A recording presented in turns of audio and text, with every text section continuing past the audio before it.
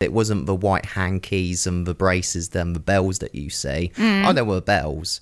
But our Morris team had top hats, face paint, glasses, all black tatters, and we had taped pickaxe handles, which we used to clash and make a scene in the streets. We're not strangers. We met at the International Food Festival for Cornwall, and you played an absolutely marvellous set, and I have to say I was in tears, and I am fully expecting that today as well, Rhys.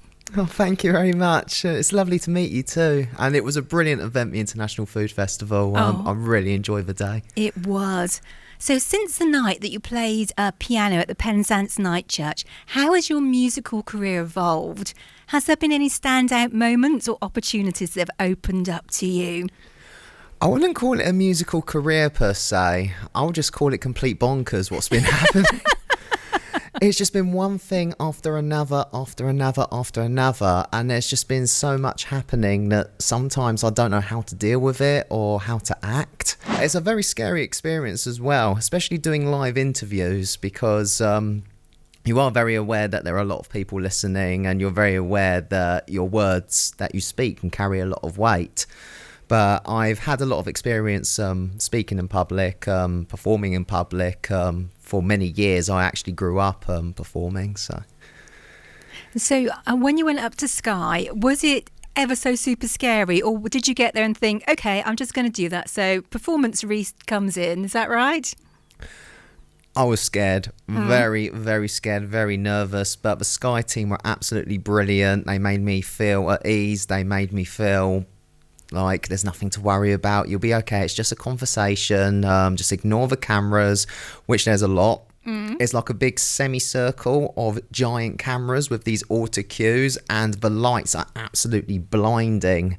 It's like you're in a tanning bed. I've never been on a tanning bed, but I guess that's what it must feel like. And but the host was very professional. She knew what she was doing, and she made me feel really comfortable. But all the time I was speaking to her, performance Rhys didn't kick in. It's only when I went on the piano and started playing one of my own songs that, performance Rhys kicked in. And when I play the piano, all the worries of the world go out my head. All my songs are basically thoughts that I've had whilst I was on the streets, because when you're homeless, you think a lot. You think about everything a lot, not just what happened to you or all your life decisions. But you got a new perspective on the world because you're not part of the world anymore. You're looking at the world from the outside because the world just goes on without you. And when you're looking in on the world, you start to notice different things that you didn't realise when you were a part of a society. And it was some really interesting viewpoints. And I was just thinking, there's actually a lot wrong with the world that we are ignoring. There were a lot of times when I was homeless that I didn't have a piano, but I still used music to cope. So I'd write things down, I'd experiment with tunes, I'd experiment with lyrics. And there's songs that I wrote when I was a teenager that I actually rewritten today because I've matured a lot since then. I've had a lot more life experience, and some cases I think I've seen too much. But it's good to have music as an outlet, because not only you're helping yourself, you're helping others. And the songs that I've been writing, hopefully people can connect. People can think, hold on, I feel like I don't belong in the world either. He understands me. And that's hopefully a first step to making the world a better place. I actually ask a lot of uncomfortable questions in my music. I've got 5 tracks to my EP, so it's 5 songs I'm releasing. Handhold is track 3, but each song that I'm writing asks a very uncomfortable question about the world we live in. And I'll say these questions if that's okay, if you don't mind. I love to share. Okay, so question 1. How bad is our addiction to social media? Bad, yes. Question 2. Have we lost the meaning to pride? Possibly, yes. Number 3. In a relationship, be it a friend or a lover, how much control should they have over you? Interesting questions, Rhys. Track 4. Is normality a good thing? Mm-hmm. And number 5. Can you win against a narcissist? No, you have to walk away. But that might be a form of winning. Yes, you have gone in sort of quite deep thought, processes. I think that what makes your music so engaging, Rhys, because the emotion comes out in your playing and it just envelops the audience, whether it's a couple of people in the studio at the moment or the whole of the International Food Festival. And I think that's something very precious. Emotion in music is how you connect with people, because that's the only way I can connect with people. I find it very hard to talk in social situations. I'm very awkward. I've got neurodivergence, which complicates things even further. So when I use music, I feel like I'm understood a lot more. And I've seen a lot of suffering from other people in my time, in my life, and it really hurts me. So it just came to a point whilst I was homeless that I just needed to do something about it. And whilst the fundraising concerts will continue, I'm looking at other ways to help people as well, and releasing my music is going to be one of those methods. So when this opportunity was given to me, when I went viral for the first time, I had to make sure that, right, this doesn't usually happen to people. There's a reason why it's happening. I'm going to have to do the best thing I can with my talents now. I'm going to have to help people, and I'm going to, because I couldn't take any money from myself when I first started doing these concerts. I needed to help others because I've seen too much. Yeah. So I've raised £16,855 to date. That is absolutely amazing, Rhys. I am so proud of you for the work you do. Rhys, when we last spoke, you were staying at St Petrock's and working towards finding a permanent home. Has there been any progress on that front currently? Unfortunately, I'm still there. But Okay. I'm actually fortunate to still be there because St Petrock's are very supportive. They know how hard it is to get a home. They know how hard it is to cope with mental health, because it's a very difficult situation to be in.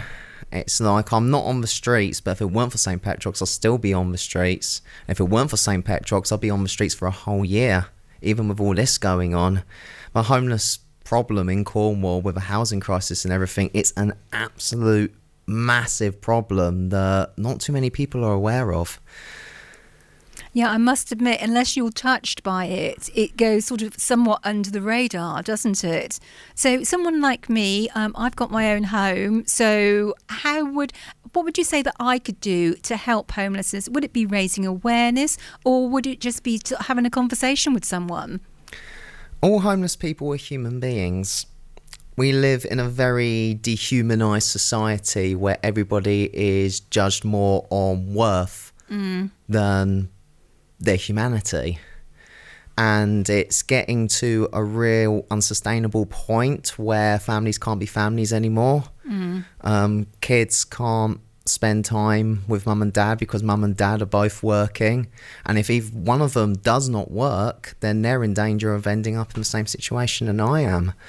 And it's got to be said that to get back into the world, to get back into society, community is the only way. I mean, if it weren't for Night Church Penzance, I probably still would, I don't know where I would be. And that's quite scary. Yes, it is. Definitely. So as well as your music, do you do a bit of Morris dancing? Yes, I do. Do tell, Rhys. I was actually brought up a Morris dancer. Before my family moved to Cornwall in 2008, I was brought up in a gothic border Morris dance team called Wolf's Head and Vixen Morris. I started when I was about 7. I made the men's team at the age of 9.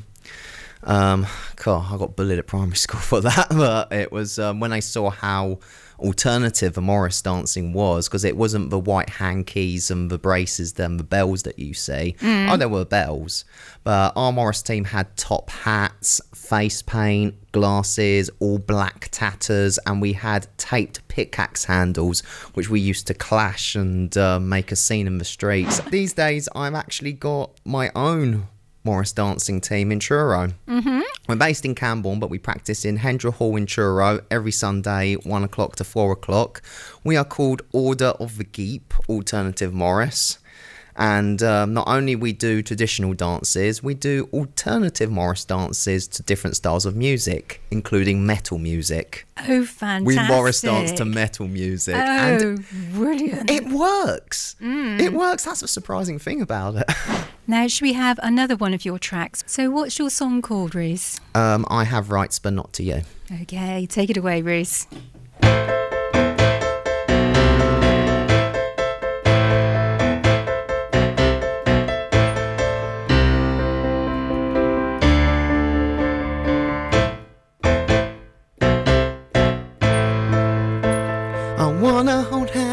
Where I like you, don't like the word identify. I fear for my life, you're carrying knives, why? Religion and hatred isn't right, you need to open up your mind. We've done nothing wrong, so just move along.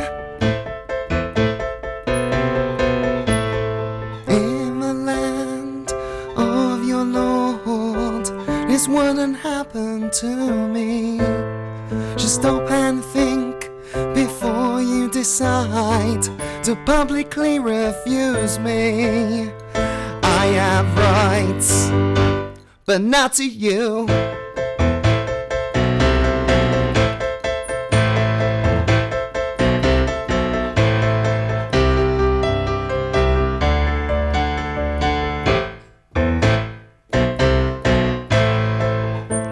I wanna hold hands where I like you.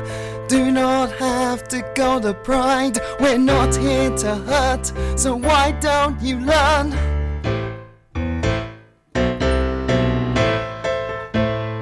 We are killed and locked away, but you aren't equal anyway. You're scared of the dark, and the answer is us.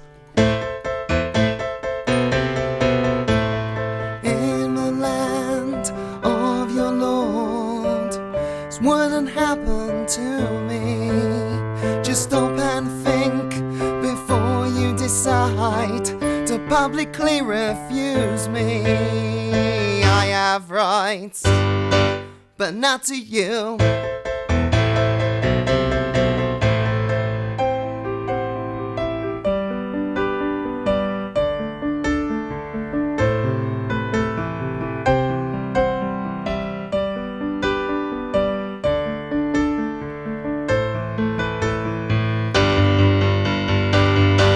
But not to you.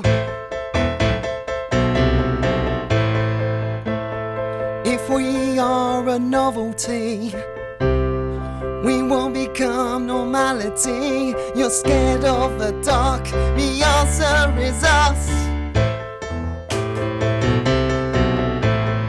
In the land of your Lord, this wouldn't happen to me.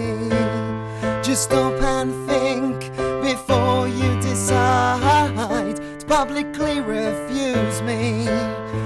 I have rights, but not to you.